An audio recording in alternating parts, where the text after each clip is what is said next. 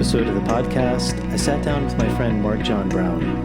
I met Marc a few years ago now in the Sacred Valley of Peru. We were practicing Brazilian jiu-jitsu together with a very dear friend and teacher, Bruno Momeni.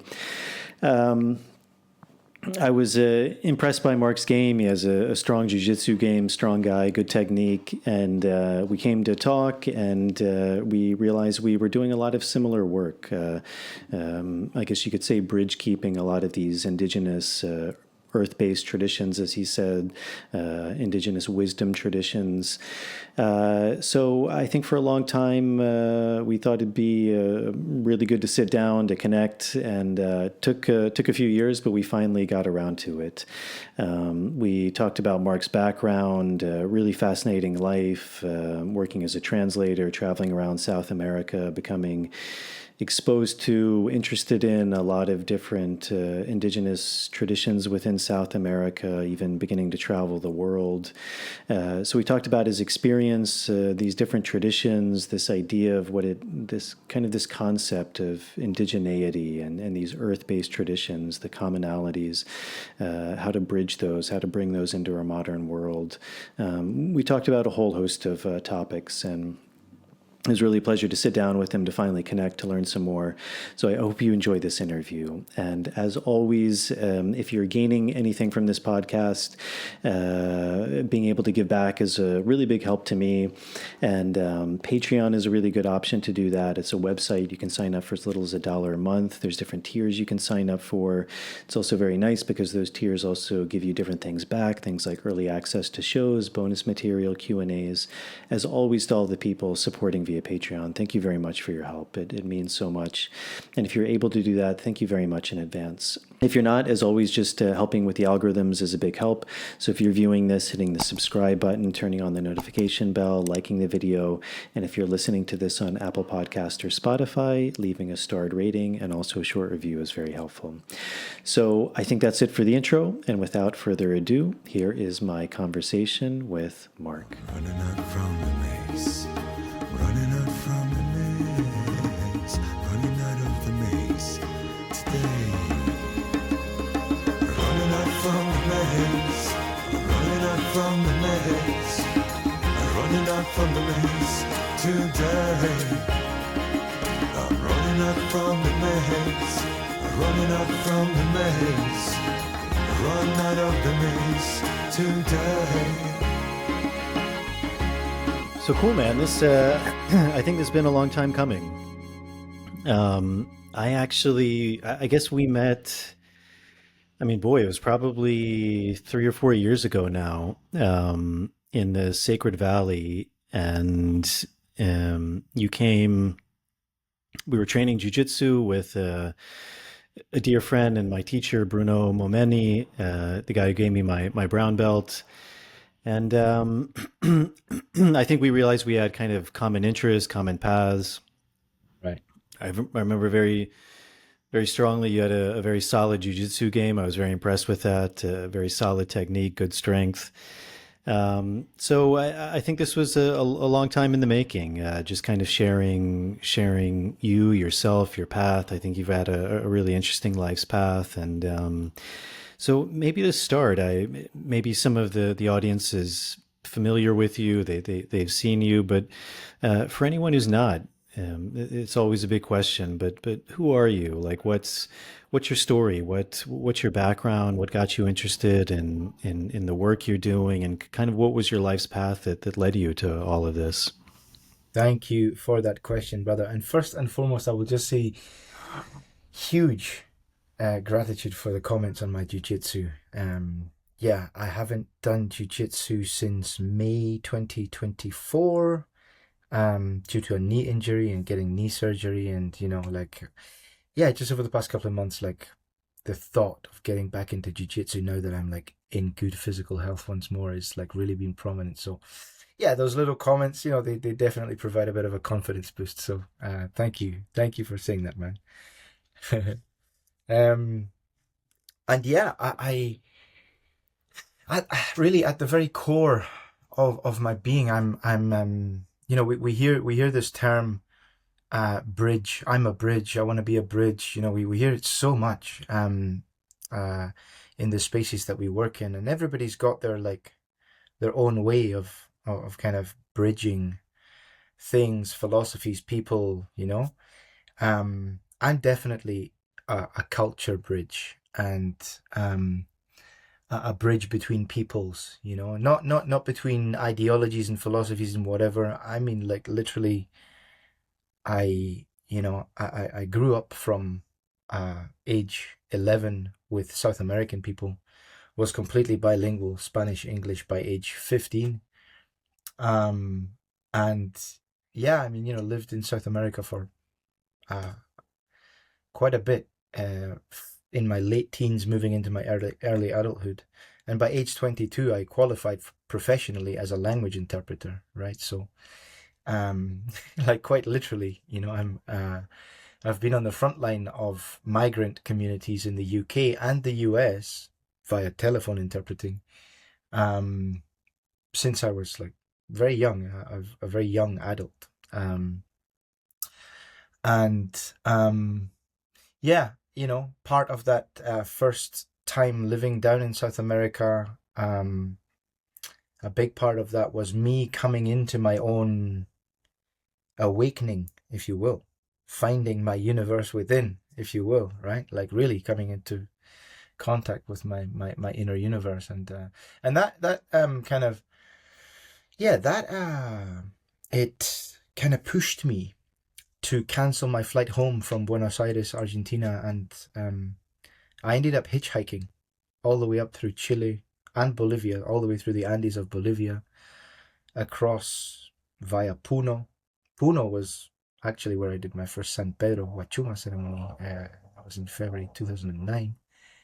Well, on the Bolivian side, actually. On the Bolivian side of Lake Titicaca, it's called Copacabana. 5 days after crossing that border there, via Puno to Cusco, I met the woman who would then become my wife. We moved in 2 weeks after becoming acquainted. We got married 3 months after, 3 months later, and we're still here 16 years later, married with 2 kids. And yeah, in that time, you know, really the gift of qualifying as a translator, as a professional linguist, gave me nomadism, because I was able to work from my laptop. I was able to remote work, right? Work remotely. And so we were able to like piggyback on that, and to travel the world, like researching indigenous wisdom traditions, earth-based wisdom traditions, ancestral medicine traditions. And so, yeah, the shamanic path, you know, the ancestral medicine path, if you will, it also began very young, like around about that time that I qualified as a language interpreter. And so for years I had this like professional life of being a language interpreter and translator, with behind the scenes being like a, you know, shamanic apprentice, if you will, you know. And now those two worlds have merged, you know.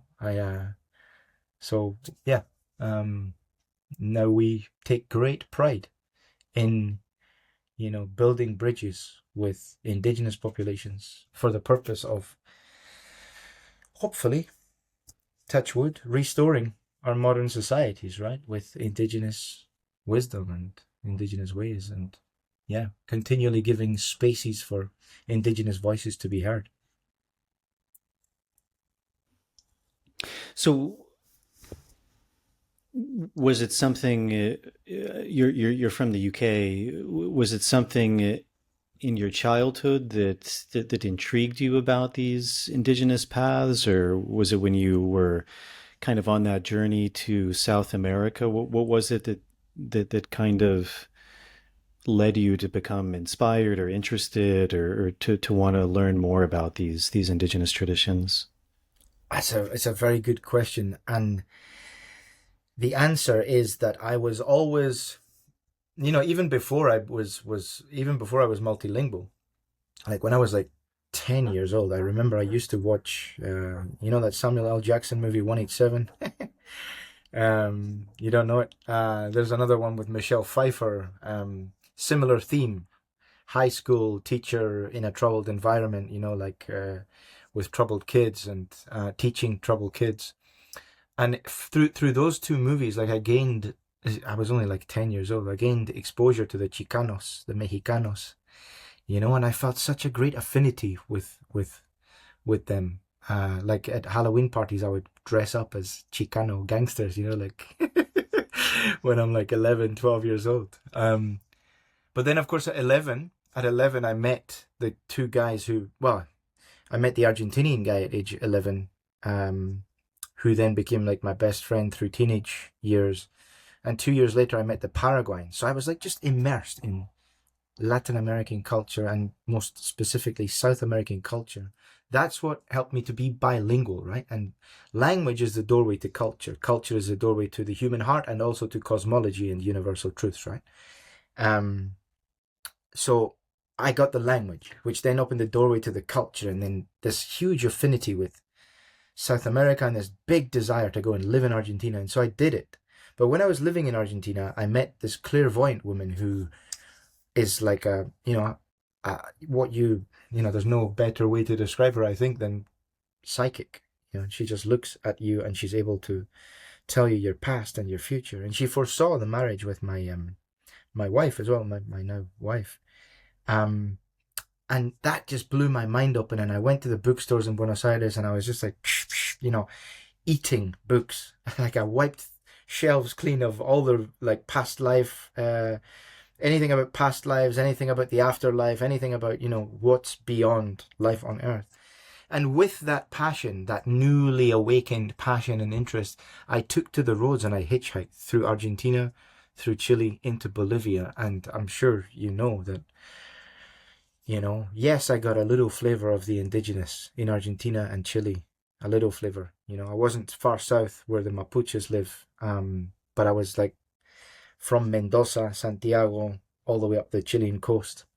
It was when I crossed into Uyuni in Bolivia.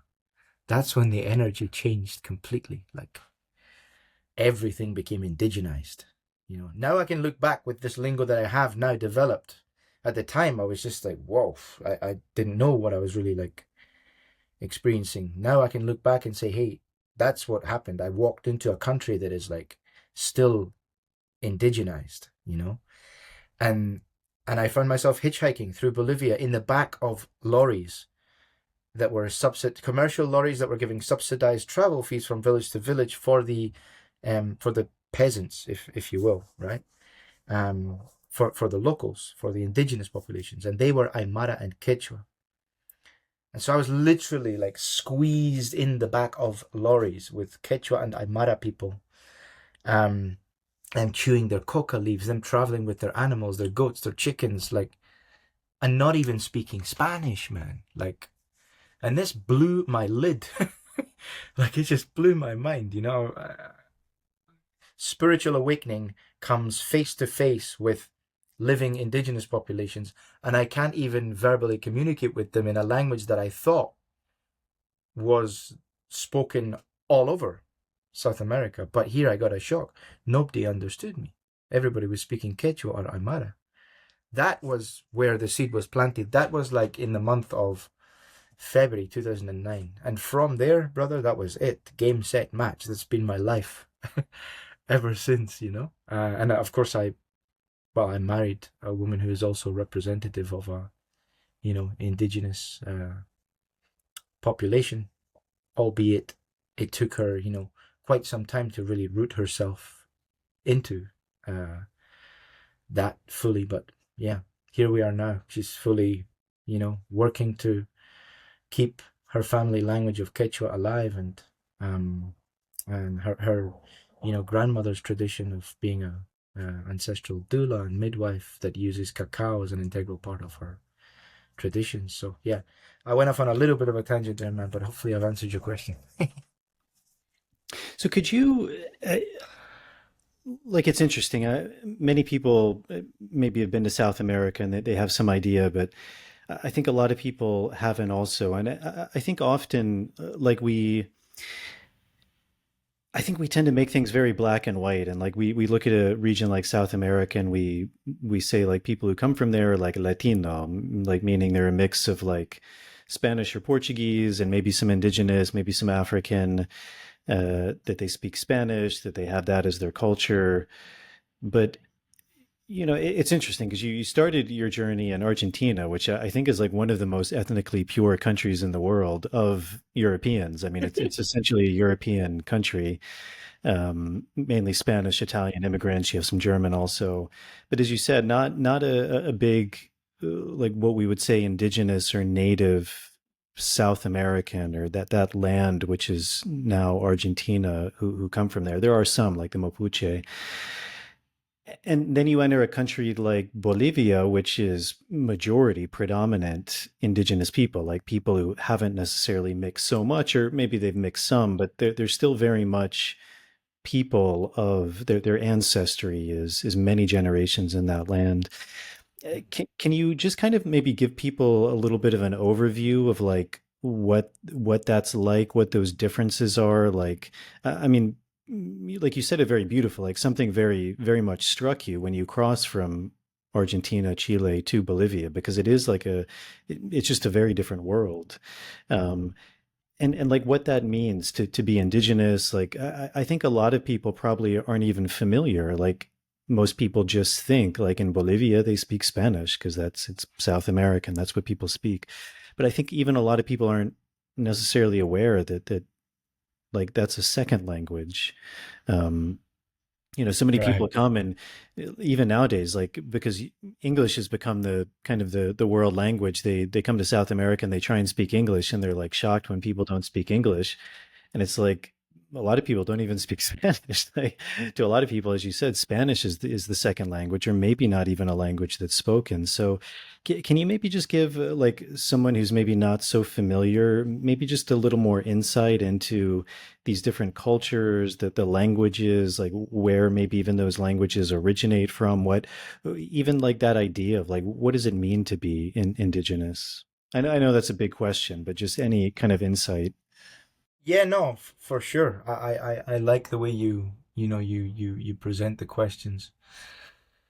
Um, so of course, Quechua and Aymara, they're native to the land, right? I mean, if I were to pretend, if I were to try, I would probably feel badly if I tried to identify the root of Quechua and Aymara. I think that's probably still subject to much, anthropological and linguistic debate. But they're absolutely millenary ancestral languages, which means, you know, um, thousands of years old, like as long as history remembers, basically, as long as recorded history goes, and beyond, uh, and yeah, I mean, Quechua also is a language of the Andes, right? I mean, there are there are different dialects of Quechua that span from, like, the south of Argentina to the very north of Colombia and Venezuela, following that whole, mountain range that is the Andes. There's um, Quichua in Ecuador. There's Inga in Colombia. And those are just one from each of those countries. Each of those countries have probably got, like, three, four, five different dialects that are rooted in Quechua, right? So Quechua is like I guess the a family of languages, right? Um, Dotted throughout the whole of the Andes Mountains. I have to admit that I don't know too much about Aymara.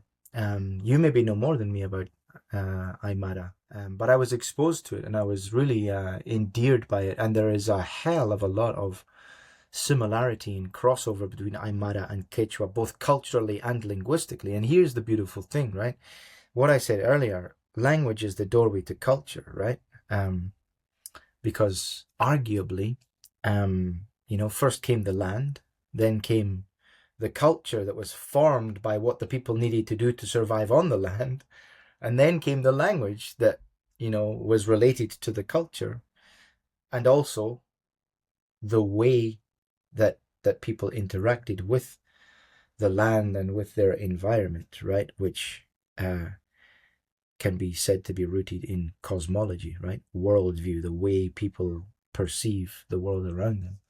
And so to answer, the other part of your question, around like what it's like, it's, Quechua is mystical and I don't want to say romantic. It's mystical and endearing and deep, and to the untrained ear can almost be difficult to comprehend and grasp sometimes, because the way that it expresses itself is, for example, the word pacha. You know what pacha means, right? Time space continuum, right? This we might call it world, but world in English doesn't do it justice, because world is such a, English is such a limited language that world, we think of world and we think, the planet that we live on, but in this context, it literally means time space continuum, and I think that's really reflected in these indigenous tongues. It's really, really reflected. And when you look at languages like Spanish, and particularly like in cultures that are Argentina and kind of modern Chile and even southern Brazil, right? Because there's Guarani. You mentioned Mapuche. There's Guarani people in the north of Argentina, and also a stronghold of Guarani people in Paraguay, and also in the south of Brazil. But if you look at like the modern societies in these three countries, southern Brazil, Argentina, Chile, like they're listening to rock music and pop music, and talking about going to nightclubs and putting on lots of makeup and wearing high heels and being loud and making noise, and like being very like European in their way of being, and also in their way of talking, like the things that are very clearly valuable to their culture come through in their way of talking, and it's different. It's very different with Quechua. I'm not saying that I'm not going to generalize and say there's not Quechua people out there that put makeup on and wear high heels, but like when you're out there in the mountains on the ground, and certainly when I was hitchhiking with those populations, they were focused on being present in their environment, doing what they needed to do to help their world continue existing, and also help their culture continue existing. All the rituals, all the prayers, all the blessings, the way that before you take a sip of anything, you're first giving it to Pachamama, so that I hope that also answers your question. So can you maybe elaborate a bit more then on, like, you end up in Bolivia, you're exposed to these indigenous cultures, it's quite like transformative for you. What does that journey look like? Like something awakens in you and you find this desire that you want to live there, to study, to kind of shift your life's path?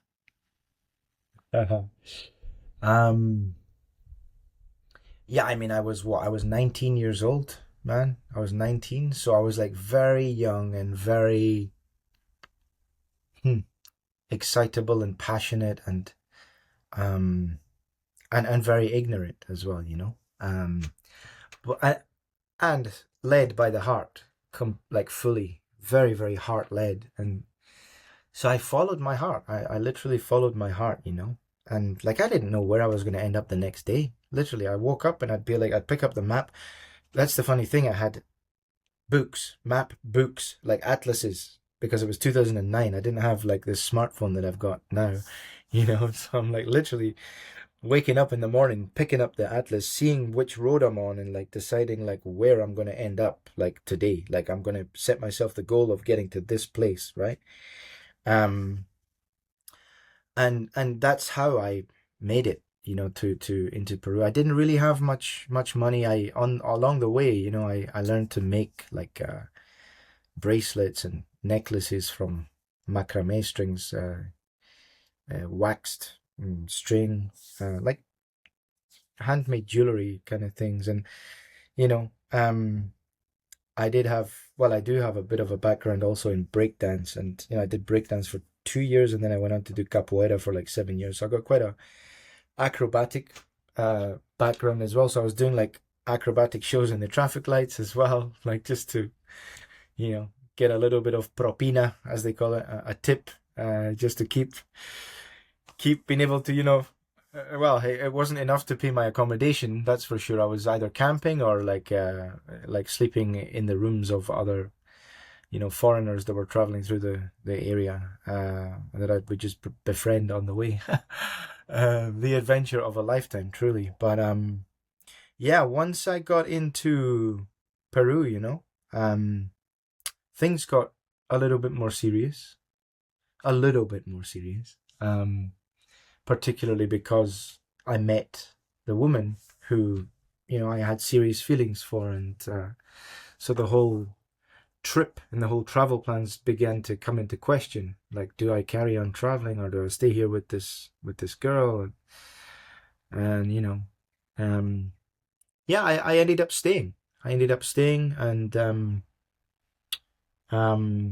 then we eventually managed to come over to the UK together.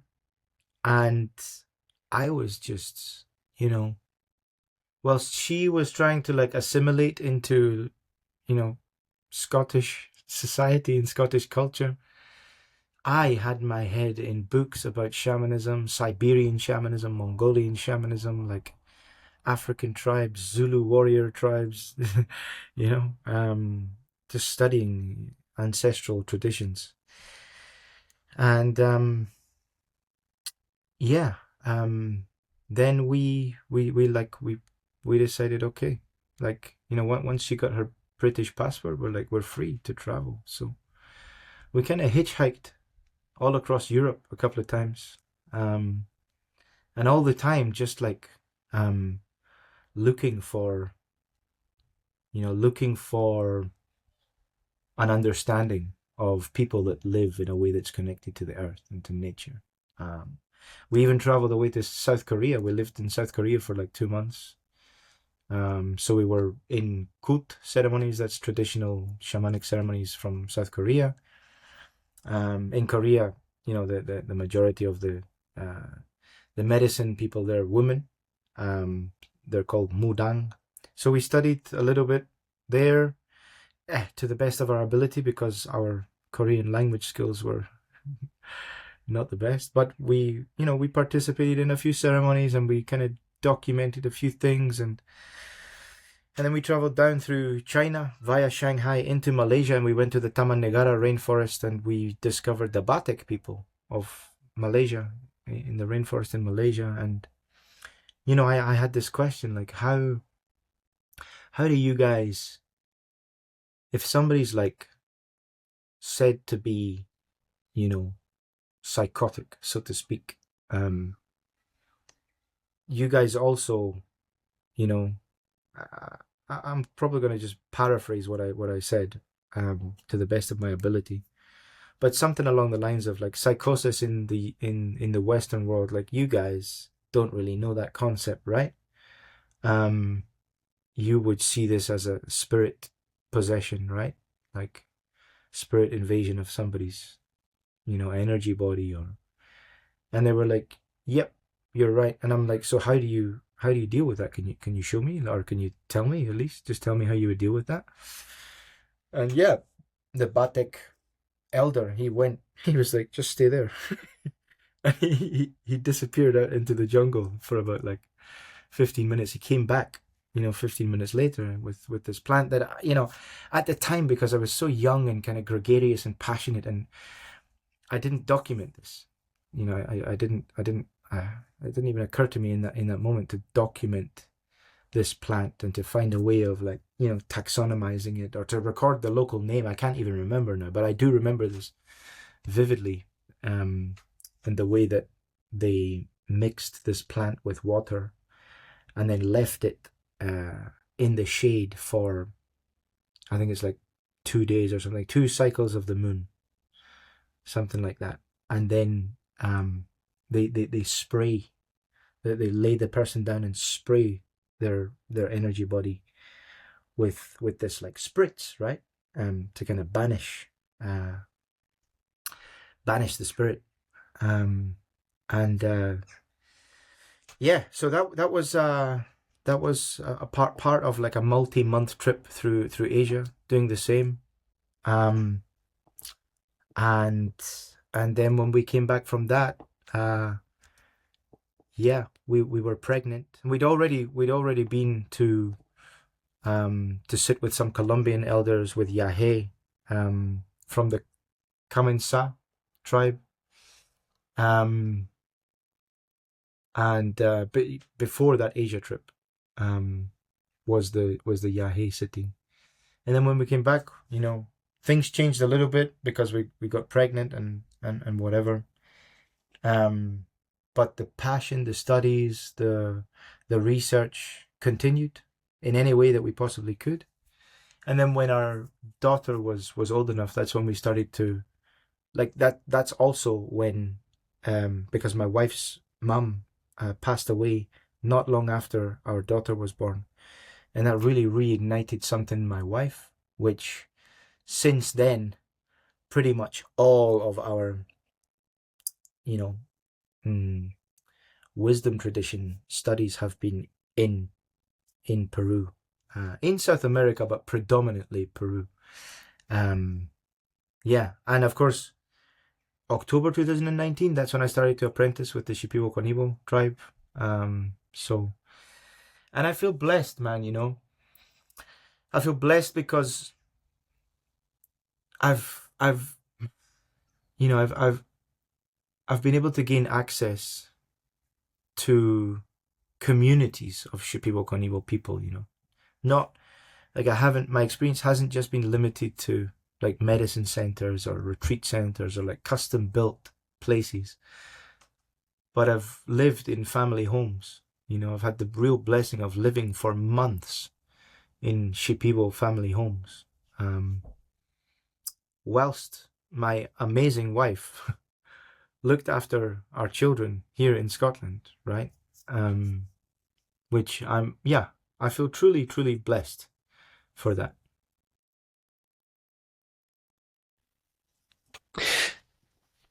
Yeah, that's fascinating. So with the passing of your wife's mother, your wife also began to really concentrate in Peru. Was she also, like, she shared your passion? She shared this deep interest in indigenous cultures and maybe loosely shamanic practices? Like, what was her journey like in this? You know, it was meant to be. I mean, we haven't gone through the fire of 16 years of marriage for nothing. Like, 16 years is quite a long time, especially when we first met when I was 19 and she was like 23, right? We were both just nippers, as we would say here in the UK. I think, yes, the answer is yes, you know. It's a weird thing that we've got going on. Like everything, I don't know if you remember her grappling skills, but it took her 3 months of seeing me wrestle other men to pick up an interest, and then she just leapfrogged me, and you know, now she's an absolute ninja, 48 kilogram, you know, ninja.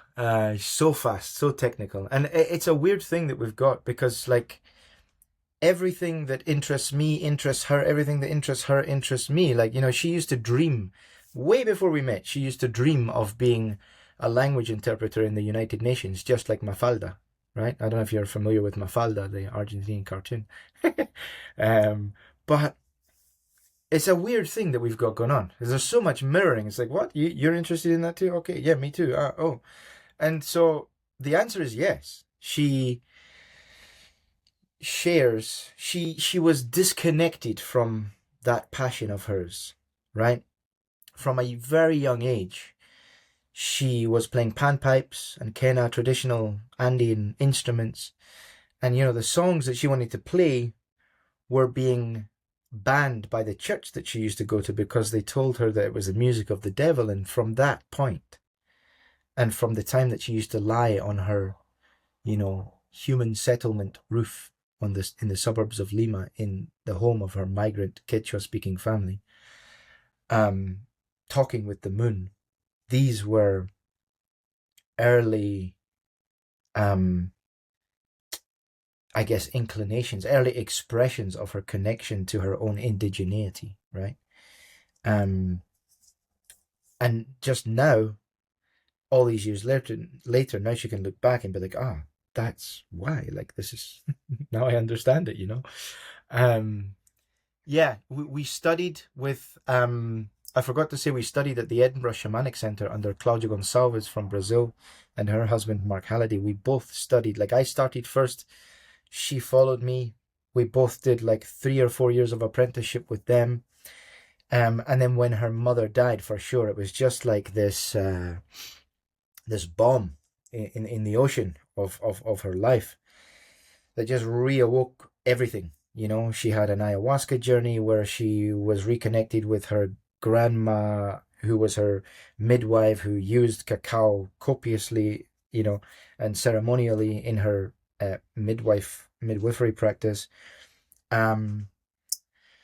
And she remembered also that, as she was leaving to come to Scotland, her mum gave her this dress that was made by a traditional Quechua tailor from their region, right? And she says, here, take this with you, and her mum was like, hey, like Erica, my wife, she was like, hey, mum, like, this, I don't think this is going to be very common or normal for me to wear in Europe, right? Like, but she took it anyway out of respect, and when her mum died, it all woke up. She realized, like, her mum said the words to her, like, no matter where you go in the world, don't forget your roots, don't forget where you've come from, don't forget your people.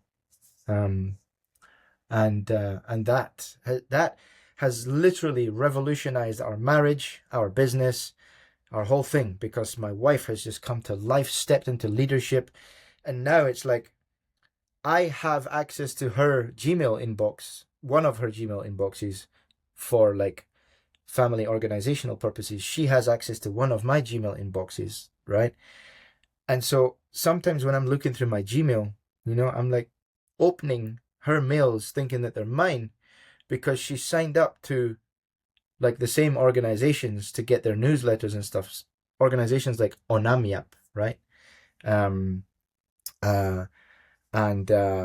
can't remember off the top of my head the names of the other, Servindi, right? Servindi, Onamiap, everything that is like from on the ground in Peru, Ecuador, Colombia, Bolivia, giving news from within the indigenous communities, right? Like, and when I witnessed that, man, honestly, I maybe finish this call, whenever we finish this call, I'll go down and just tell my wife this, because it's just occurred to me that I should say it to her more often.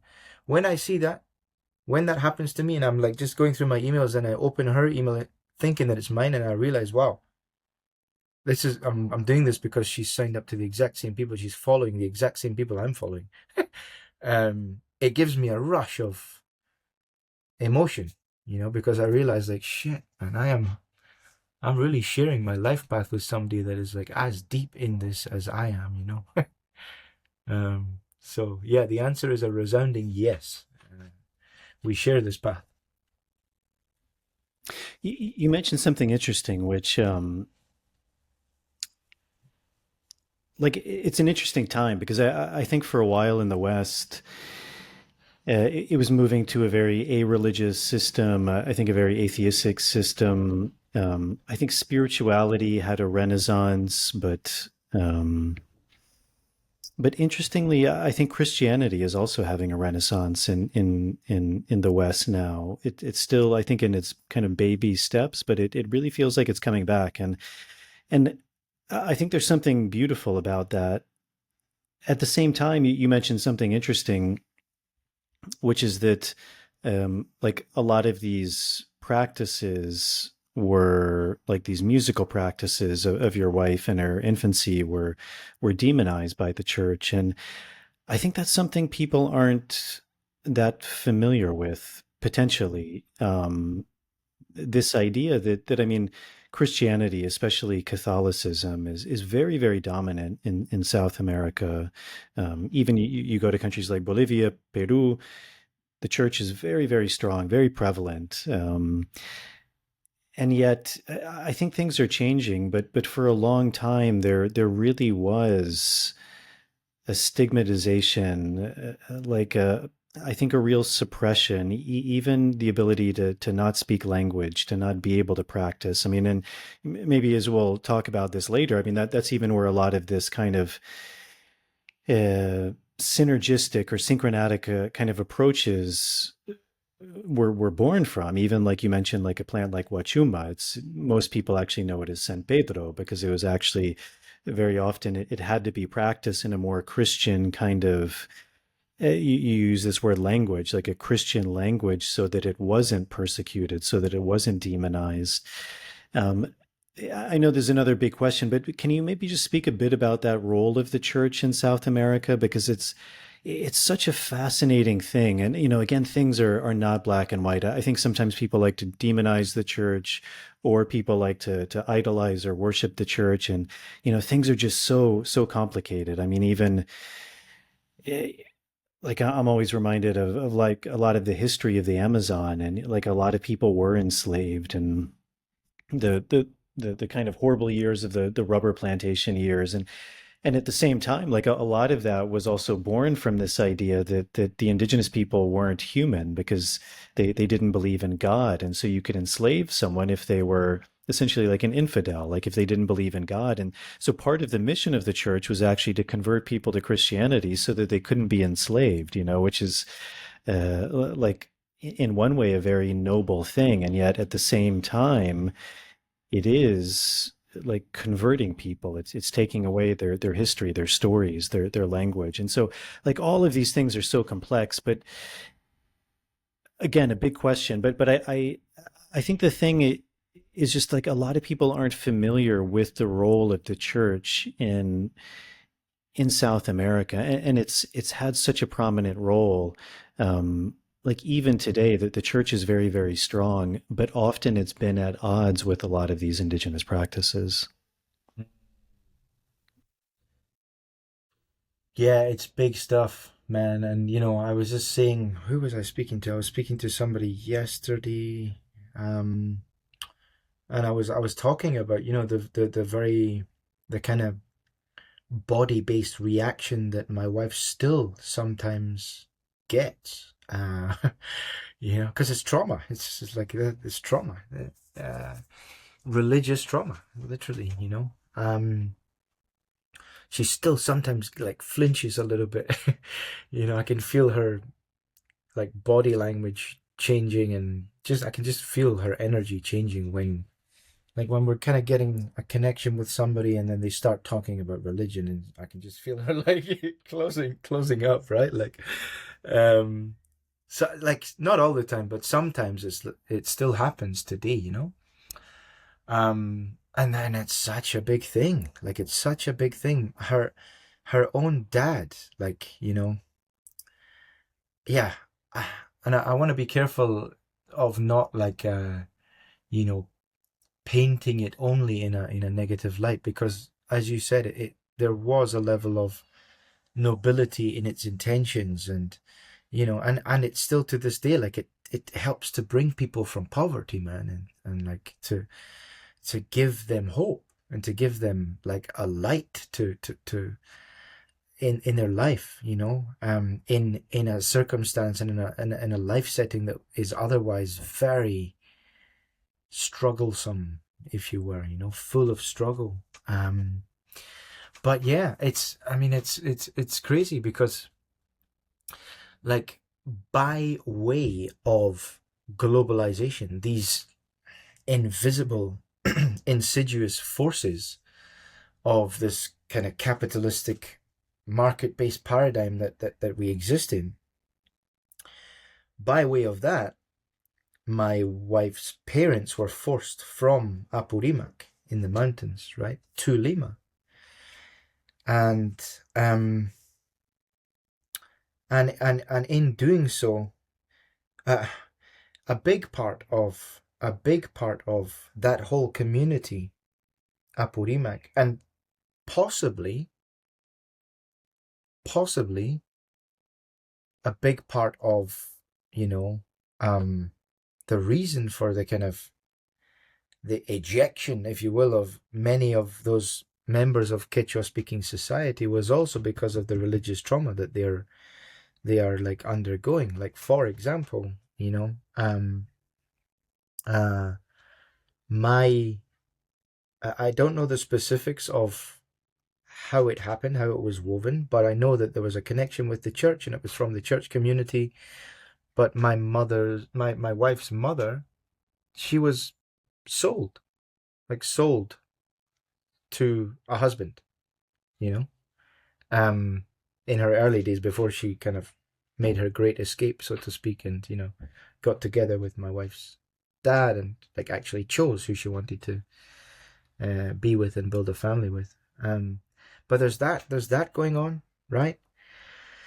And there are, you know, numerous like atrocities happening, abuse, sexual abuse, child sexual abuse at the hands of the Catholic churches in Brazil, in Apurimac still.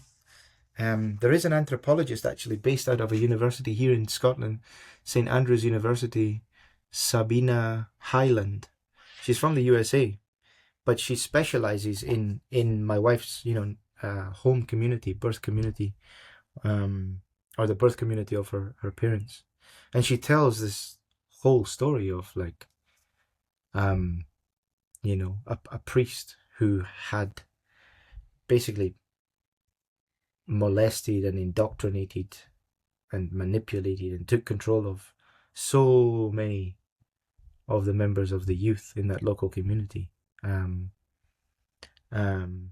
so yeah, my you know, my wife's parents, both of them, they made their way to the capital, and my father-in-law, like, it's funny. I hope that one day we can actually sit down and, you know, like, share with my wife's family and, you know, introduce you to them as well, because it's a fascinating story. But yeah, my father-in-law, you know, he talks about like how he was just looking for answers in life, you know. He went from like Testigos de Jehová, how do you say it again in English? Testigos de Jehová. Do you know how to say it in English? What is it? Testigos de Jehová. Jehovah's Witnesses. Jehovah's Yeah. Witnesses, right? So he went from like being a Jehovah's Witness to evangelism to, you know, another kind of sect of Christianity. And in the end, he said he gave up because every single one just wanted money from him. You know? And then we took him to Ollantaytambo on one of our trips, and we went to visit Abuelo Hermano Vidal. Do you know Hermano Vidal? So he's mestizo, but he's a deep mestizo, and he's a Paco. You know, he recognizes and identifies himself as a Paco, and he is a Paco. He's a deep Andean wise man. And he's got a big white beard. He was in this movie with Don Alejandro Perez Oxlack from Guatemala, Shift of the Ages. He was in that. He was the guy that Don Alejandro went to visit in Peru. He looks like Santa Claus. He's big, tall, strong man. He bakes bread during the day and sells it in the plaza during the day, you know, but by night he is this wise man, and he has a place called Inti Ayu in Ollantaytambo. So we were there with my father-in-law and with my wife, and we were doing like a despacho. We did a coca reading, and, you know, and it was so interesting because in there, you know, Hermano Vidal, you know, he was taking his turn to go through everybody and, like, you know, ask for, you know, information in order to give a coca reading and whatever. And he was also like throwing red wine at the wall, and reading the wine as well as reading the coca leaves. And he got to my father-in-law, and he had this like dismissive kind of almost belittling attitude, like, and what are you doing over there lost in the capital, this kind of vibe. You've forgotten who you are, you've forgotten your roots, and as soon as he said that, he says, do you speak Quechua? Do you speak Quechua? Like, as if to say, like, have you even forgotten that? And the change in my father-in-law's body, his body language, his shoulders went back, his chest came out, and his spine straightened, and he was like, yes, I speak Quechua, Si hablo Quechua. And I really feel that was like a bit of an alchemical moment, to almost as if my father-in-law is like, he's been in this grip of the idea that you have to have a religion. So he's been trying to like find his way through these different religions and just like wriggling his way through, almost like being in a straitjacket, right? Like, well, what is it, this way? Is it that way? He's not happy with any of them. All they wanted is money, Like, no, don't like any of them. And then he came face to face with this Paco, and his whole body language changed, So, yeah, I guess a bit of an anecdotal way to answer your question. Yeah.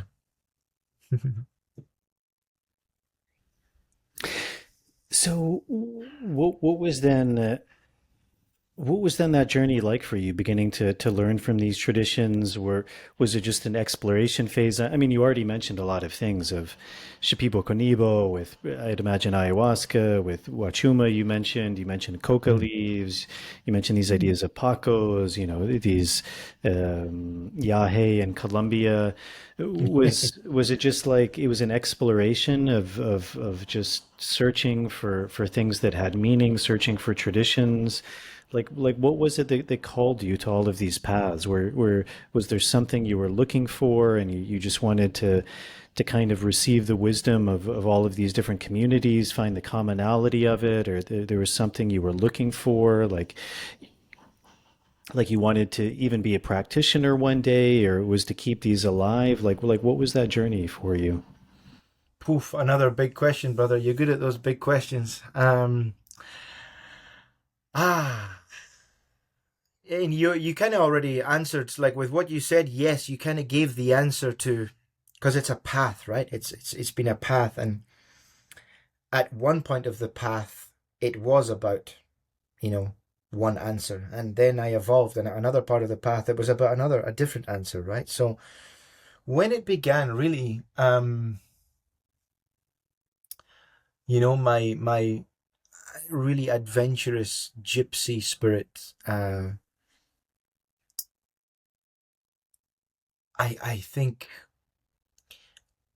also looking for answers to the pain of my childhood, like just looking for, and I have to say, I duly found it. Like, I think, at the core of everything, I think I found, I really feel that I found, if there was one answer to why I received and experienced so much pain in my childhood, if I was just to give one answer that I found on all of those escapades and travels, it would be the severance from tradition, the severance from ancestral transmission, right? And the severance from ancestral culture. That's like, if there were one answer to that, to my childhood pain, it's that. And so I found that, but then also I just became entirely fascinated with the correlations I was finding through what I now understand to be medical anthropology, right? Like, now I know it's medical anthropology. Back then, all I was doing was passionately trying to join the dots between all these different indigenous populations to find something that you might consider a universal truth, right? For the purposes of human health and prosperity, right? Um, and I feel that now on my journey, it kind of goes beyond like human health and prosperity. It's like, it's very much a collective thing now, very much honoring our place as the human species in this grand unfolding of, the natural world. And I guess just trying to do my best in the middle of that to serve that position, my micro position within our macro position as the species that we are, to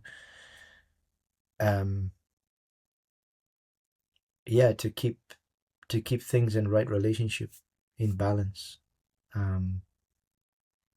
in harmony, to the best of my ability. We haven't been given the best set of tools to be able to manage that, doing so. Certainly not in modern societies where car horns are honking and, people are getting drunk at bars and nightclubs, and, everything's a market. Every single thing is a market, and you're being shoved, narratives constantly to help keep the market moving, to help make more sales, to help continue making the profit. It's difficult, man, but I think that is probably like a three-pronged answer to your question, man. One, to find an answer to the pain of my childhood. Two, to find the correlations and move myself towards what might be considered a universal truth when it comes to human health and prosperity. And now at this stage,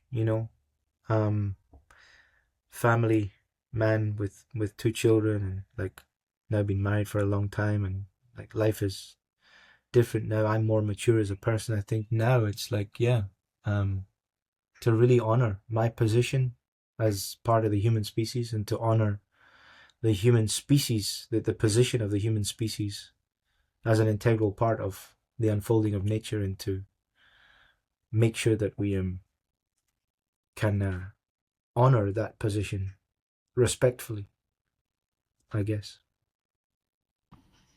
It's interesting because you come from Scotland. It's interesting because my grandfather's his mother, her name was McWayne, which was really McQueen, but when they came to the U.S., that thick Scottish accent, they thought it was McWayne. Right. But even in the area where I grew up in, there was a lot of Scottish immigrants. I mean, even probably my great grandfather came over as an indentured servant, which is essentially a slave from Scotland, as a very young boy. Wow.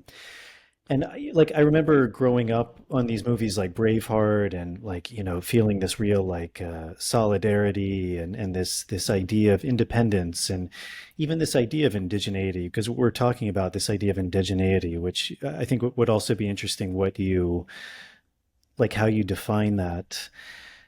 But what do you think is that balance? Because even in the beginning, like you said, you live in the UK, which is interesting. It's an interesting delineation, because you're also saying that you're part of a bigger whole, not just Scottish, but part of the UK. And it was very interesting. I spent some time in Scotland, and I was talking to a good friend of mine, and I was very curious because it was right after the referendum for independence. And he actually voted against it. And I thought it was very interesting because he's very Scottish, he's very pro-Scottish. So I found it interesting that he voted against it. But he gave a really interesting answer, and he actually used this way of saying it, which is look, we came under a colonizer in England, but I prefer that colonizer to the colonizer of the European Union, because in his mind, if they voted to be not part of the UK, then they'd be part of the EU. And to him, that was like that was the lesser of the two evils to remain part of England. But I'm curious your thoughts on this idea because I think it's such an interesting topic about this idea. You also use these ideas of like globalism and these ideas that we do live in a very globalized world, like a very one world. There's even a very particular culture and economic model that's spread. Many people like it, some people don't. But in that idea, like often when we speak of indigenous these ideas or these populations, there's this idea of like going back to something smaller, like honoring the root, honoring the tradition, and yet at the same time being part of a bigger whole. And I think it's very interesting that you come from Scotland. So I'm just again a very big question for you, Mark. But but like what does that mean for you? What is that balance of like that idea of indigeneity of being Scottish and yet at the same time part of a whole? And like where do those lines begin to gray? Like where's that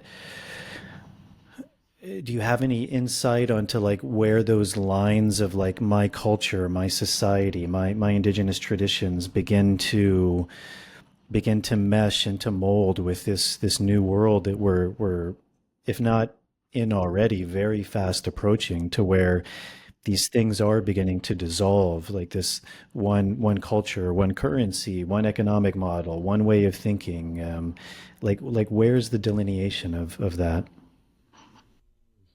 Yeah, yeah. Um, well, first and foremost, I talk about being in the UK factually, you know. That doesn't necessarily reflect my, political standing within the whole independence debate. It's just fact. It's the way it is right now. I voted yes um, in 2014. So did my wife with her newly acquired British passport. um, which would have then become a Scottish passport, of course, so interestingly. And yeah, I voted yes because my nation here in Scotland, my nation, the nation that saw me born, um, the people with whom I to a certain degree of my being I identify, they are wounded. Like there are a lot of deep wounds that run through this. The psyche of Scotland is such a suffered nation, and of course we could argue also that England is too. But and so I just from the perspective of relational sciences, I thought,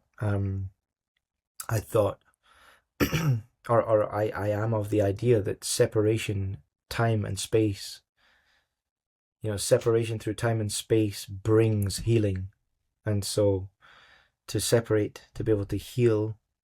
And then maybe at some future point, if it's politically and economically, right, then we can come back together and come under one union again. Who knows? But it was for the purpose of healing more than anything that I voted it. And I mean, it's a very big question that you ask, man. Indigeneity to me is indigeneity to me is at the heart of our way of being, recognizing that there is a consciousness and a life force that runs through everything, that permeates and penetrates, underpins everything, runs through everything. And to be able to have a relationship with that consciousness. I think at the very heart of indigeneity is that. To me, that's what indigeneity is. Like, at the heart of it is to have a symbiotic, in many cases personified relationship with the natural world, recognizing that everything is alive, everything has consciousness, everything has life, everything is a force of life, and that each individual what's the word I'm looking for? Like micro expression or micro being within the natural world is an expression of individuality and is individual in and of itself, whilst being part of the wider whole. And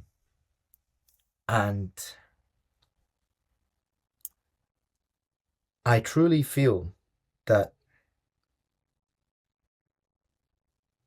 when we can honor the individuality of the expressions of indigeneity that are offered to us through the multitude of cultures that were born from the earth and from interactions with the natural world, if we can protect that, protect their continuity in a pluralistic way that feeds into a shared field, if you will, a shared economy, a shared shared field, a shared space, a shared existence. That is where true health for all beings really is able to exist. And I think that is what I'm, I think that's really at the core of our work, is to give, sovereignty and rights of existence and continuity to all the cultures and their traditions that have been birthed from their interaction with the natural world. I think that's at the core of our work, is to be able to is to give continuity, to feed their continuity, to keep them alive, as we, steward this world into whatever it is that we're stewarding it into, stewarding or not. Like, it's definitely being birthed. There is something significant being birthed, and yes, we are all sharing, a globalized economy and like a global space, and we're all connected through the internet. And I think, our proposition is not necessarily to return to the old ways of being, but to incorporate the consciousness and the wisdom of the old ways into this modern, adventure that we have, gotten ourselves so deeply involved with. Do I love my technology? Do I love my fast operating electronics and smartphone and whatever? Yes, I do. I love the efficiency of it. I love the fact that we have team members in Australia and the Philippines, and we're all able to synchronize over multiple timelines, serving the mission of our organization, Native Wisdom Hub. So I'm not saying that, we should do away with that. I'm actually very much enjoying exploring AI as well. We have Google Workspace with Gemini. We have ChatGPT on a, pro subscription. We have Claude AI, and all of these are helping us to produce content, which help us to be seen and to get our thoughts and work and philosophies out into the world on a much wider basis. We're doing this podcast right now, right? Like, this is helping many people all around the world from many different walks of life to access this conversation. So it's not about like saying, nah, we don't need that. All we need is our potato fields and palm trees, like it's definitely not that. It's about bringing the wisdom of earth-based wisdom traditions and that indigeneity, that symbiotic quasi-personified relationship with the consciousness of nature into our modern environments. And in terms of the political, borders, yeah, that's a big one. I have we have helped to co-fund, co-organize, and co-deliver 2 leadership congresses in the Amazon jungle among 2 different tribes, developing leadership in the fight for sovereignty and self-determination, right? And so I don't have an answer to that part of the question, brother. Is my answer to your question. I don't have an answer. Yeah. People native to a land should have sovereignty and a right to self-governance on the land that saw them born and on the land in which they exist.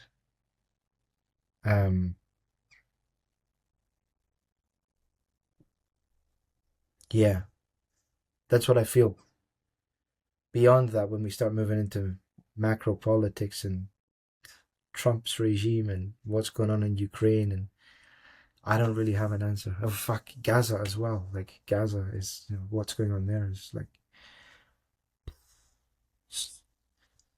when we get to that level, I have to just accept that I don't know the answer. Yeah. You studied like a lot of these different, as you say, earth-based traditions and indigenous traditions, wisdom traditions. With that idea of like indigeneity, earth-based traditions, and that being part of you and your wife's work, like what are the commonalities you found? Like what was it in those traditions that inspired you, that I mean literally inspired you, and then also inspired you to begin to share that? Because I would imagine like one of the things you did see is you began to see a lot of commonalities. You began to see a lot of shared cosmovisions. And while the cosmovisions can be very different at times, there do tend to be things that are very, very sacred, very, very similar, like similar guideposts, similar signs that these traditions, I think, are pointing towards. Right. Yeah. Yeah. Hmm. Yeah. I began to notice, like Chinese medicine and their meridians. I began to notice, like in, for example, like traditional Andean medicine, right? And the energy points that are identified through Andean traditions, they were directly parallel to Chinese medicine. The chakras, the chakra system, right? And I think for me, noticing these correlations, these direct parallels, really excited me. Like it was a genuine reason for me to get excited. I was like, wow, like there is something in this. And I think like one of the drivers of that was recognizing that, everything we are fed by like the mainstream news outlets and just mainstream society is not necessarily the truth and not necessarily the most well-intended, or not necessarily rooted in the best intentions. And I'm saying not necessarily because I don't want to just be like, big skull and crossbones to modern society, because there's a lot of good stuff out there as well in the medical sciences and psychology and the social sciences, but just coming to this place of realizing like wow, everything I thought about the world, health, truth, science, what we are told en masse in mainstream society is not necessarily true. and here what I am finding in my studies and in my research and in going out there and living among all these different people, I'm realizing that there is an underlying truth that seems to be weaving its way through all of these traditions, right? That is something that fascinated me deeply, made me very passionate.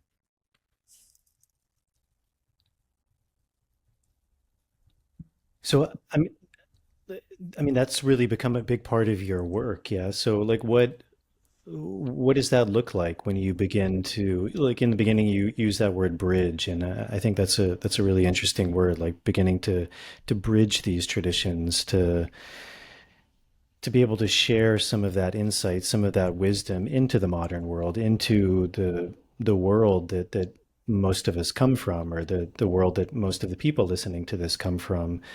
So what does that look like for you and your wife? Like how do you act as a bridge? What is it that you're pulling on or pulling from? Like what is it that you're sharing? How does that work look to someone who's wanting to engage in that? Yeah. I mean, another great question, man. You know, we cannot. So we're we train people to lead cacao ceremonies, and that is the epitome of modern and traditional kind of being fused together.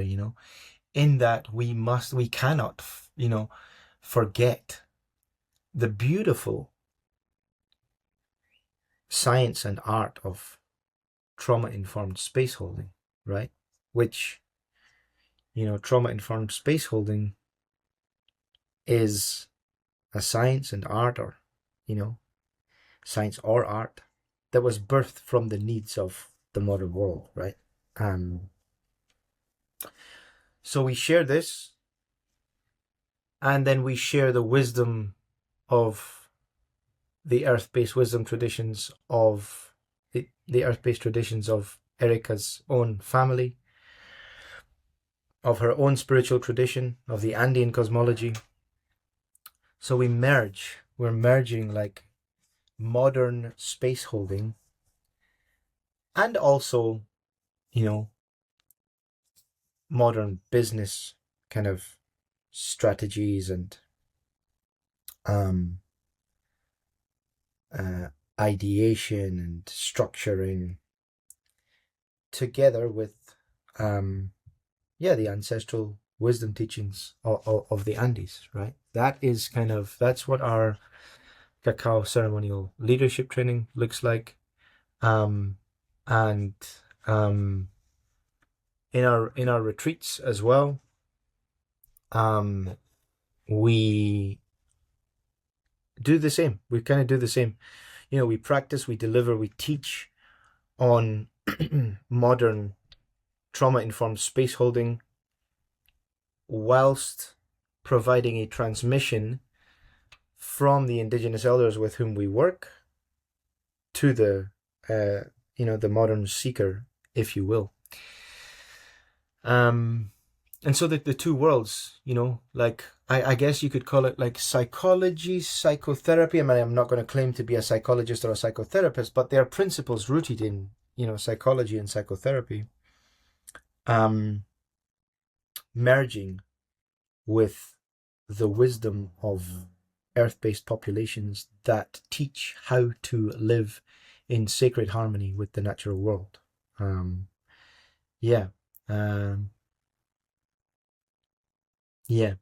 Storytelling, it's inevitable. Storytelling weaves its way through everything we do. So we've got like a nice blend of ancestral imparting of knowledge with modern, more psychology, psychotherapy based ways and techniques and teachings. Can you speak a bit more about cacao? I think people are obviously familiar with cacao as being the main ingredient in chocolate.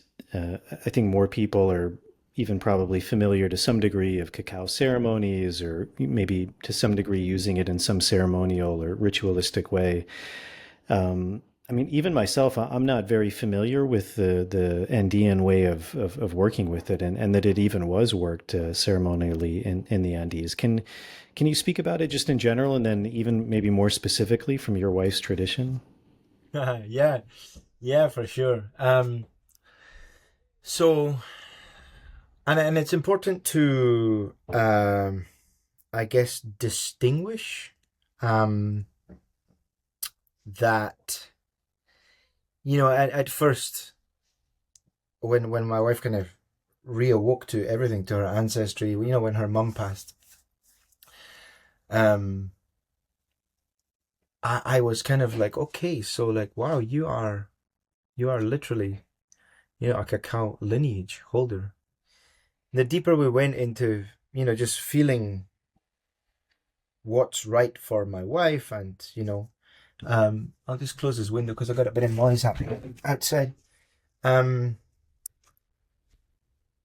Yeah, we kind of came to the conclusion that to be a lineage holder, to define oneself as a lineage holder, the plant that you're working with must form part of the cosmology, like a core part of the cosmology and a core part of the origin story, right?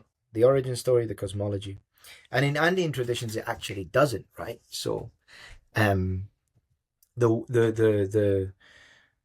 way that we kind of describe my wife and her role as an ancestral cacao guardian, because that's really exactly what she is, right? She's an ancestral cacao, a guardian of ancestral ways with cacao. And the Andean ways, for sure. I mean, hey, you've got sacred interactions, sacred and ceremonial interactions with cacao happening all over the world, from the Bribri people of Costa Rica. There's another indigenous tribe in Costa Rica as well that has a sacred relationship with cacao. You have the Maya, the Toltecs, the Aztecs, right? And that's only one side of the world. You've also got Tonga, one of the other countries in the Southwest Pacific near New Zealand. I can't remember the name off the top of my head now. Tonga and Samoa, right? Samoa. They also have cacao. Indonesia has native cacao. Southeast Asia has native cacao. So there are cacao strands indigenous to so many different regions all around the world. And based on that and rooted in that, there are sacred and ceremonial traditions. And of course, the ones that we know most, or that we know of most, are Mayan. Sorry to interrupt. Yeah. When you say they're indigenous, I mean, do you mean, because usually, from my understanding, cacao was indigenous to the Americas and then taken by the Spanish or Portuguese to different areas. Are you alluding to that? Or are you saying that actually these countries also had their own indigenous, like prior to the? It's a good question. From my understanding, because the strands, it's a very good question, brother. Whoa, where did those balloons come from? Yeah. From my understanding, the strands that exist in Southeast Asia and Southwest Pacific, they do not exist in Latin America, right? So this is either a strand that is truly indigenous to those regions, or it is a strand that has been birthed from the interaction of the American, the cacao strands of the Americas being taken across there and becoming something from interacting with the local flora and fauna, which can happen, right? That's what I mean by indigenous to those lands. Whether or not they are actually like truly indigenous, I don't know. I'm not sure about. Something definitely to look into though. And I actually will go and research that after this call for sure. and go a little bit deeper on that. But we know, practitioners from Samoa, from Tonga, who are practicing with strands of cacao that are growing natively, that don't grow in that strand anywhere else in the world, right? They are growing there natively, and these people are at some point along their, the trajectory of their traditions, have developed this practice with cacao, a sacred practice with cacao, which is fascinating, really, to think about. You've definitely given me something to go and research after this call. How deep does that tradition run? But yeah, in terms of ceremonial practice, the one that we so widely know is Mayan, and maybe Toltec, maybe also Aztec, because they're prominent, they're expressive, they're they have that warrior vibe about them, and it's like there's something luring about those cultures, right? That people are like, oof, and they're like elaborate. They're elaborate, So it's very noteworthy. Things that are elaborate are kind of noteworthy, right? And that is very much a kind of staged, phased ceremony, right? In the Andes, as far as my knowledge, and being married to an ancestral cacao guardian from there goes, there is no so one, it's not part of the cosmovision. It's not necessarily part of the origin story either. Like in ayahuasca traditions, the Kofan have the origin story of God leaving the earth and leaving a strand of hair in the earth to grow into a plant that would help the people prosper for, the rest of time, or for eternity, if you will. It's that cacao doesn't form part of the origin story of the Andean people. And it doesn't form part of the cosmovision either. But what is true is that it has been growing for as long as we can remember, or as long as recorded history will allow you to, or it has been growing natively on the lands. And as such, the people who are born onto the land where the cacao grows have a relationship with it, right? And also the communities a little bit further afield, like away from the cloud forests, have a sacred relationship with cacao. It's brought by migrants going in both directions, from the mountains to the cloud forest, from the cloud forest to the mountains, right? And it's become a very, long back in it's got a long history of being used in the Andes. And in particular, my wife's grandmother, her tradition was to marry her midwifery practice with sacred cacao, right? And she would administer cacao before, during, and after birth, as she helped women bring, new life into the world. In terms of it being, similar to the Mayas, Toltecs, Aztecs, a kind of phased, structured, very kind of defined ceremony. I don't know of that, being a thing in deeper Andean traditions. But what we do know and understand is that ceremony is life. Life is ceremony in the Andean way, right? The interactions that they have, the prayers to the apus, the acknowledgement of the apus, of the mountain gods, the offerings to Mother Earth, like life is ceremony, life is sacred. And in this way, with ceremony kind of baked into everyday life, cacao is interacted with in sacred ways. And most especially during, my wife's grandmother's midwifery practice.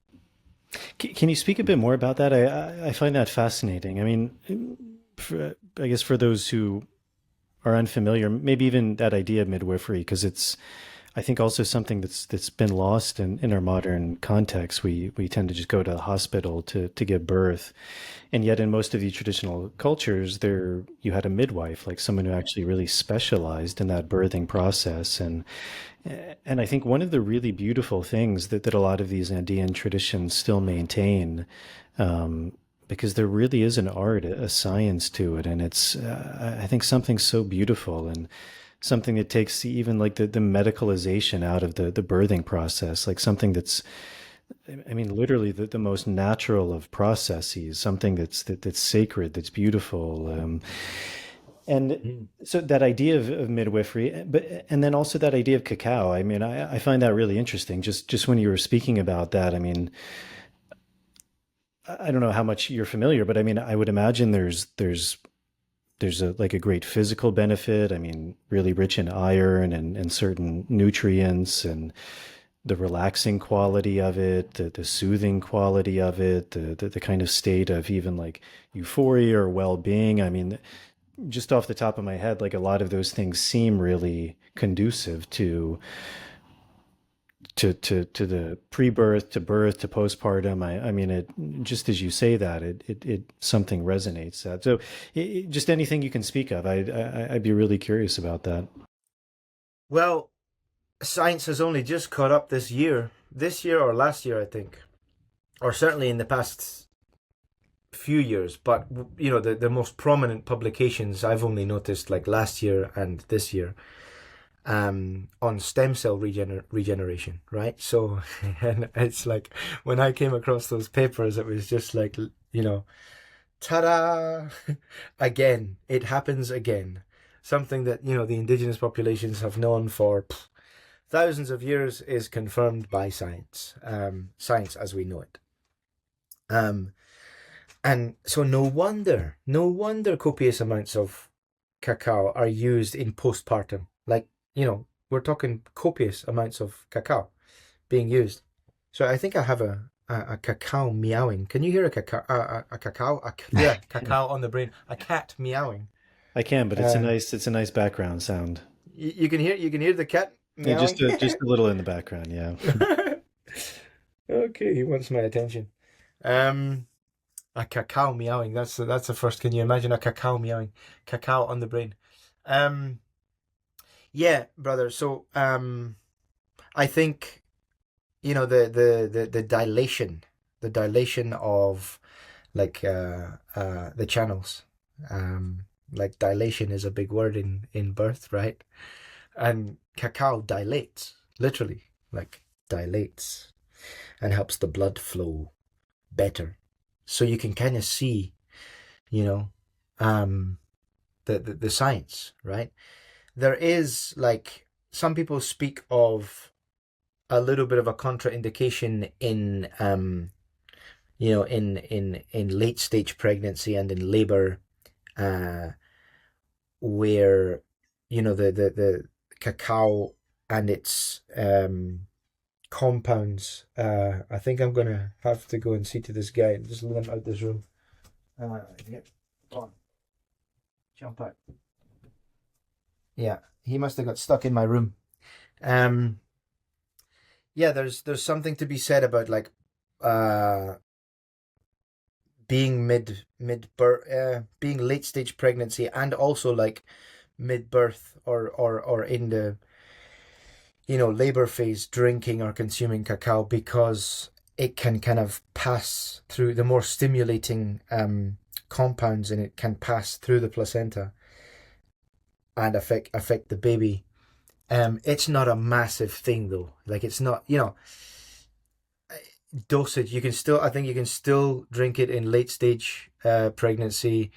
Um, and the reasoning behind not is because it can be stimulating, and it can rob you of your sleep and like stimulate the baby and have the baby kicking around all night, and during the birth.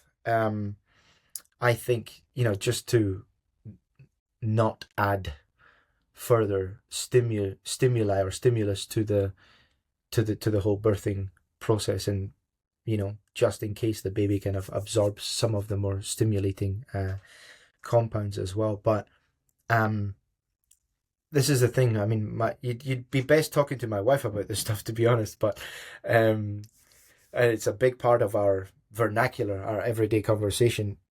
My wife talks about how, there are different doses for different times, right? And her grandmother knew, like, yes, she used to give it before, during, and after, but there were always different dosages, different like amounts, different dilutions, different concentration of medicine at different times. So during the birth, I would imagine that it's like diluted and light and not, really concentrated. Whereas postpartum, I'm sure it would be much more concentrated because of that, stem cell regenerating effect that science has just caught up with, right? So one of the things we spoke about it a bit. You come from Scotland, and Mm. I think part of this idea of like bridge keeping is, as you said, reintegrating these indigenous earth-based ideas into the cultures we come from. At the same time, like you mentioned something, I think really beautiful, which is even a lot of your own suffering you found stemmed from the cutting off of these ancestral roots and traditions. And I think that's something a lot of people, like for lack of better words, like in the West or the Western world, experience. At the same time, interesting because like one of my teachers, he's his name is Amika. His name and title is Amika. He comes from a group of the Colombian people called the Tubu, Yeah. and they describe humans just in general and even ancestrally as orphans, that we've been orphaned in space and time, and that we, in our essence, we've forgotten who we are, where we come from, and that these sacred plants, these sacred traditions were given to us by gods, by spirit, to help us to remember who we are and where we come from. Do you see like a reawakening or a rebirthing of like your own, or in a broader sense, maybe our own indigenous traditions, like these indigenous traditions in Scotland? Like I'm not super familiar with it, but I would imagine I have some idea and context of the Celtic traditions, which were certainly Mm. present in Scotland. And I mean, those by any definition are very indigenous traditions, very earth based, very spirit based. I mean, just from a personal experience, going to some of the lands, the highlands, the fjords, the waters there, there's a deep power in the land, and as you said, like very beautifully, like culture stems from the land, like it literally shapes people, it shapes their worldview, their cosmology. Um, do you feel like there's still like keys, clues, traditions, like ancestral ways that are still there that are being reawakened, revitalized, and I would also imagine a part of your work is like, because as you said, there is a universality to these things. So do you also find that like strangely, even these like maybe Andean earth-based traditions are at the same time like reawakening your own or our own indigenous traditions? Yeah, I think that's exactly what is happening all over the world. Like, I think it's happening probably with you. It's definitely happening with me. I think it's happening with so many people. We've been severed from our own, ancestral roots, that we go to the other side of the world in search of these answers, right? Um, and and over well, what for me has been a 16-year journey, like um, it takes well, it can take a long time. This journey back, it's like it's a journey back to like our own roots, our own ancestry, our own bloodline. And it's funny, man. I have a fascinating story to share with you on this, because signs of our times, And before I share this anecdote, I'll say that, you know, of course there are parallels with Andean, with North American, with Siberian, with Celtic. There are direct parallels. The core of them being the three worlds, upper, middle, and lower, right? Yeah. So, but fascinating that, you know, life has this magic way of giving us exactly what we need in the time that we are ready to receive it, right? In the, not before, not after, but that exact time that we are ready to have whatever it is delivered to us. And all these years, man, all these years, like studying ancestry, studying ancestral traditions, studying earth-based wisdom traditions, studying bloodlines and like purity of lineages and all this stuff that I've been, you know, anthropologically, ethnobotanically, you know, inclined to kind of look into. And it wasn't until August 2023 when I am 34 years old, right? I'm at Medicine Festival in Wasing in England, and I meet a native African, South African, Zulu Sangoma, witch doctor from the Zulu peoples. And as I meet her, I notice she like begins to like convulse a little bit, and then she moves like 10 steps away from me quite quickly. And she's kind of got her head down and she's still convulsing a little bit, and I'm looking at her, you know, like a bit perplexed, and she picks up her head and she looks over to me like, I'm getting something for you. Like the spirits are giving me something for you. And I'm like, wow. You know, this like the whole like trauma informed ethical kind of voice came into my mind, and I was like, well, you know, you didn't really have permission to say this and bring this into my space so abruptly, but since you have now, like, do I have your permission to like know? Am I allowed to know what is being brought, you know? And she looks around and she's like, where's your tent, you know? And I was like, here's my tent. Oh, not too far away. She's like, okay, let's go in there. And of course my immediate reaction is to look for my wife, like, where's my wife? I'm going into my tent with this African woman. And we went into the tent, and she sat on her knees, and, you know, she did the Zulu Sangoma thing where, you know, all I could see was the whites of her eyes, and she started to channel my great-grandfather on my father's side, and, you know, just bringing a whole load of messages and how he's like in my life right now, helping me. And I came out of that with this fire to truly know my paternal line. And for the first time in my 34 years of life, there were a couple of times where some of my friends, my close friends, made little comments about my dad not actually being my biological dad, but I kind of, in one ear out the other, just kind of glazed over the top of it. And I kind of put a little bit of an ultimatum on the table of my mum to like tell me the truth, you know, is my dad, and it came to light, you know, at my 34 years of age, after all these years studying ancestry and studying like ancestral traditions. At my 34 years of age, I found out the truth of my own ancestry, right?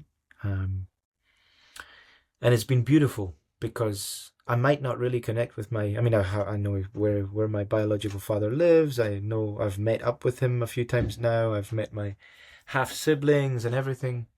And I don't really have that much of a relationship with him, and that's okay, you know. But who I do have a growing relationship with is his brother, his youngest brother, my uncle, my biological uncle, who has come into our world at this time of my life. And, you know, it's very clear that the presence of my wife, me, our organization, Native Wisdom Hub, everything that it's bringing, it is like revolutionizing his life. You know, it's really causing a significant impact in his life, and him being in my life as well in such a connected, supportive, passionate way is really wakening something up inside of me as well. And you know, I know that my dad, well, and my uncle too, on that side, my dad is like 99.8% British Irish, right? Which is huge, huge percent, like almost pure British Irish, right? British / Irish. Hard to define in the ancestral lines because there's just so much history. But and being connected with my uncle in this way, you know, and he's a big yes man. He volunteers in his local political posting to like campaign for independence.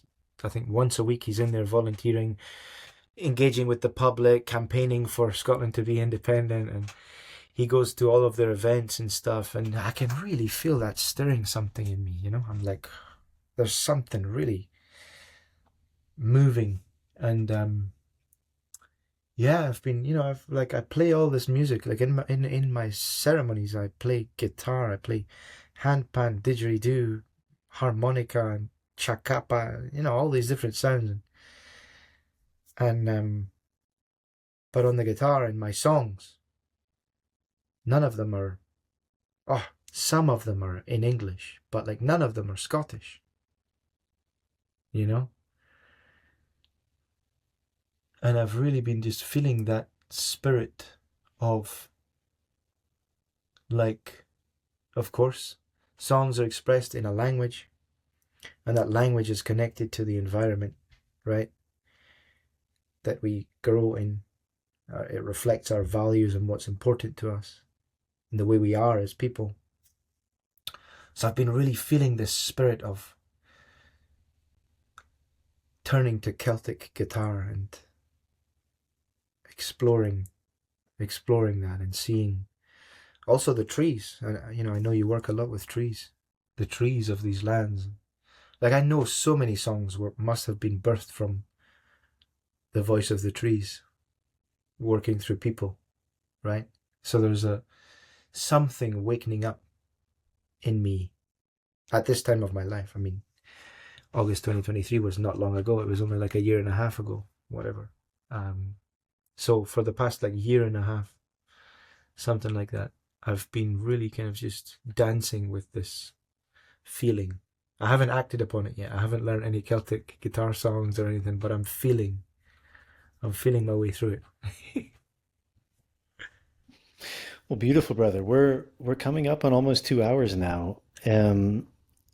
Maybe to kind of bring it full circle, we spoke about at the beginning that we met each other through jiu-jitsu, and uh, I think it's interesting. Like, I think a lot of people, maybe not a lot, but there are some people I think on this path. I think who feel a deep affinity to martial arts, and I think we tend to like look at all of these things as very separate, like plant medicine or spirituality or indigenous roots, or martial arts and healing work. But I think for me, one of the common things that you find in these traditional cultures all over the world is that all of these things are interconnected. I mean, the Shaolin monks worked with martial arts. They were the plant medicine carriers. They were the spiritual, wisdom keepers. You look at Wudang, or you look in, Japan and all of these traditions, and even the Shipibo, like they wrestled with each other. The men, the women also wrestled with each other. They'd fight each other with knives, like as a ceremonial sport. You look up in the Andes and they have Tekanakui, where they're literally like holding these grudges and like really bringing a physicality to it. And I think it's one of the interesting things in spirituality, which I think in the West and even a lot in the East, I think we moved into this way of viewing spirituality as only something of the spirit. Like you mentioned psychology, and even the Greek word psyche, like it's often translated as the mind, like something that's more ephemeral. But the Greek word, it means like body, mind, spirit. Like all of these things are seen as being integral, as being interrelated. And I think sometimes we take away the physical. And I think that's a really beautiful way of describing these traditions, because it's like we're not, you're not just calling them like spiritual traditions, you're actually calling them earth-based traditions. And I think there's something very powerful about that, because it's recognizing this middle world that we live in, which is essential. And I think oftentimes in these spiritual traditions, people only want to move upward. They want to move into the realm of spirit, but they often get lost there. And there's something very beautiful about this world, that in these traditions, it's also considered paradise. I mean, it's divine. It's the mother that provides it. It has everything that we could need. Hmm. You know, there's, I mean, this is kind of like maybe a tangent, but, you know, I think there's something really interesting about people who find physical practices like jujitsu. And like for me, jujitsu, there's something, I mean, martial arts in general, but there's something very physical about them, something very raw, something very truthful, something very humbling. Right. And very deep teachers in a way that I think really helps to balance this work. So, maybe if you can just speak a little about that. I mean, like, you know, because even in the beginning, like, I can see in your eyes, like you have an affinity for it. Like, you know, I think there's something in us when we begin these practices that really awakens something in us as well. Yes, brother. I think something wants to be articulated through me, and I'm going to try to find the words for it, man. Um, Through the physicality, we're able to connect deeper with our spirituality, right? Um, because we, in our physical beings, we're not separate from spirit, right? I mean, it's an absurd thing to think about.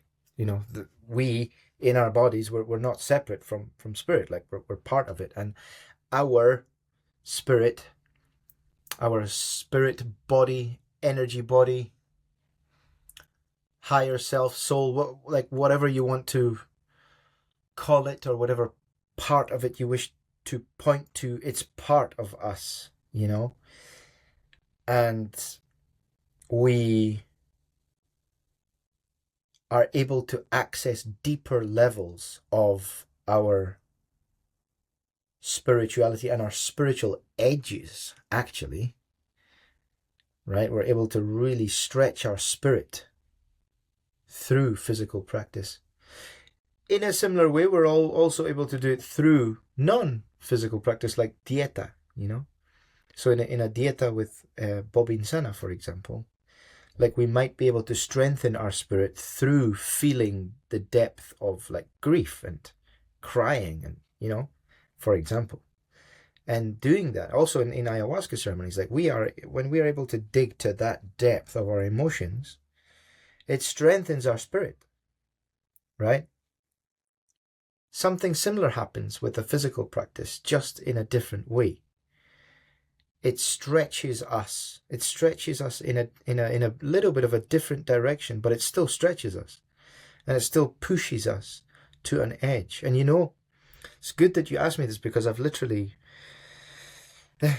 interestingly, you know, we've become, we've got a growing, flourishing friendship with the head coach of the gym that is local to us, even though we're not even training. Like we've trained maybe once or twice, but you know, we go out walking through the hills with the head coach and his son. His son is 21 years old. He's a budding MMA fighter, actually.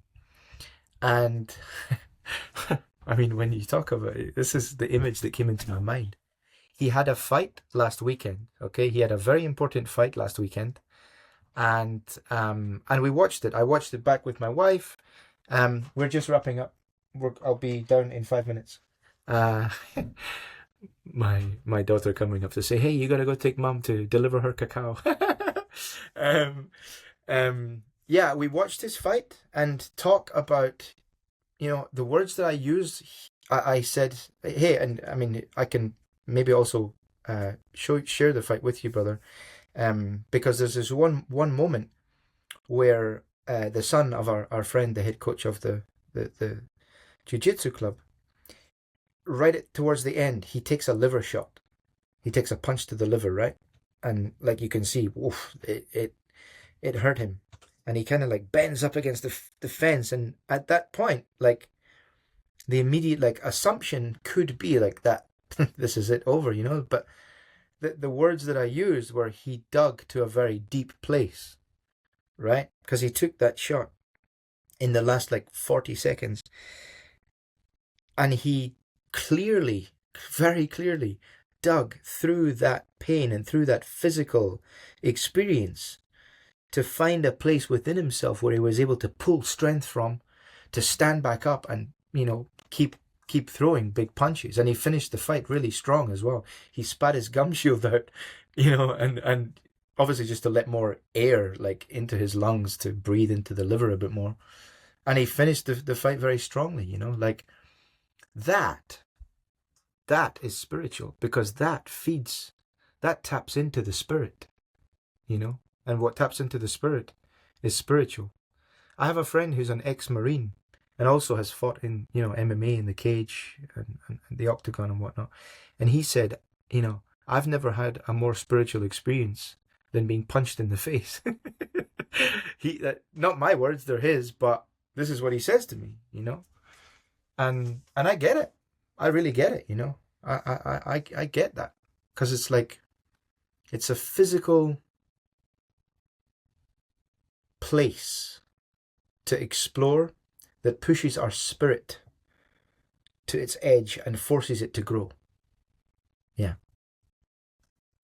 Well, beautiful, my friend. I think that's a great place to end it.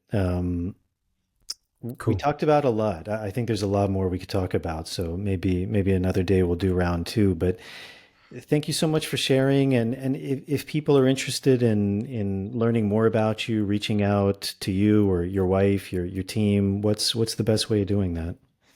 Yeah, thank you so much, brother. First of all, I would love to give the audience a free gift. Will that be, can you put that like in the show notes or something like that? Make that available for people? Absolutely, yeah. Yeah, so it's called The Four Noble Truths of Modern Shamanism. And essentially, it's just a guide for bringing in shamanic principles to our modern existence. Just a kind of overview of it. And in terms of staying in touch, hey, Instagram at Marc-John Brown, MarcJohn Brown. Facebook is facebook.com/marcjohn.brown, MarcJohn.brown. Our website, nativewisdomhub.com. Please come sign up to the mailing list, receive our email updates, and keep an eye on the movements. We've always got a retreat down in Peru every single year. We've got stuff going on here in the UK as well. And of course, we have our hybrid online, offline Cacao ceremonial leadership training as well. Well, beautiful. Well, thank you so much. I appreciate it. Thank you for sharing. Thank you for doing what you're doing, and thank you for the wisdom and just being a bridge. I think it's a really, really important, really beautiful role of many of us in this time of creating a new world. And I hope people reach out to you. Maybe one of these days, be really nice to have your wife on too to speak more. And I wish you the best, man. I wish you the best, the best with your family and fatherhood. I think it's a beautiful thing and a very, very important practice too. A very important practice. So congratulations on that. And we'll be in touch. And I hope one of these days our paths cross physically again too. It'd be a pleasure. Yeah, it certainly would be. I have planted the seed to have you sit down with a conversation with my wife's father and maybe other members of her family as well. So, seed planted, my brother. Let's pour water on it. Great, my friend. Well, it was a pleasure, man. All the best to you. Likewise. Yeah, blessings, brother. Take care. All right, everyone. That's it. I hope you enjoyed that conversation. It was a pleasure for me to finally sit down, catch up, learn more about him, his life story. He's had a fascinating journey. And I think a really good bridge of this work of really bringing in different concepts, different ideas. So that's it for this episode. As always, if you're able to support this podcast, that's a really big help to me. Patreon is probably the best way. It's a website. You can sign up for as little as $1 a month. There's also different tiers you can sign up for. Those tiers also give you different things back, things like early access to shows, bonus material, Q&As. As always, to all the people supporting that way, thank you very much for your help. It means so much. And if you're able to do that, thank you so much in advance. It really is what allows me to continue making these episodes. If you're not able to do that, as always, helping with the algorithms is super useful. So if you're viewing this, hitting the subscribe button, turning on the notification bell, liking the videos, and if you're listening to this, leaving a starred rating and a short review. So that's it for this episode. Also, I forgot to mention, when this is released, we will probably still be having our plant medicine dieta in Ireland. That begins July 1st. So if you're interested in this work, if you're interested in working with myself, that's a really beautiful opportunity. You can find out more on my website at nicotianarustica.org.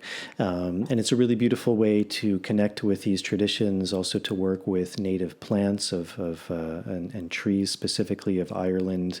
We've been really inspired by that land, and we're really excited to come back.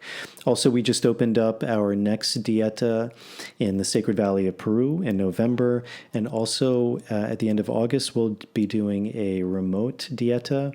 That's a little more specialized for people who we've either worked with in the past or who we feel would be able to benefit from that work. But if you'd like any information on any or all of those, you can check out my website at nicotianarustica.org. My next guest after this episode, I'll be speaking with a really interesting woman. Her name is Elisa Reimer. She also does a lot of bridge working with indigenous cultures.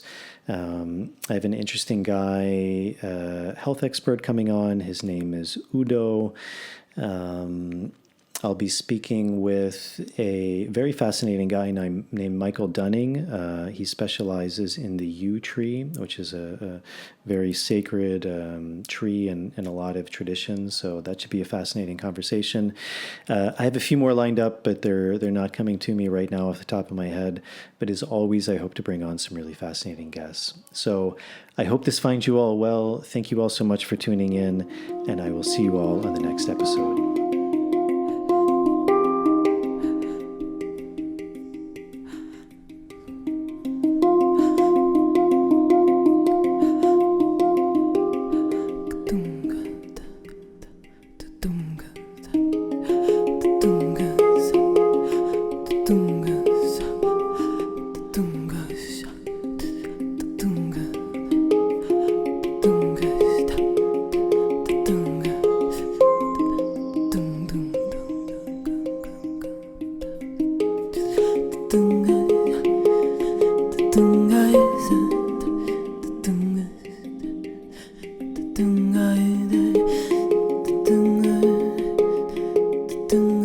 So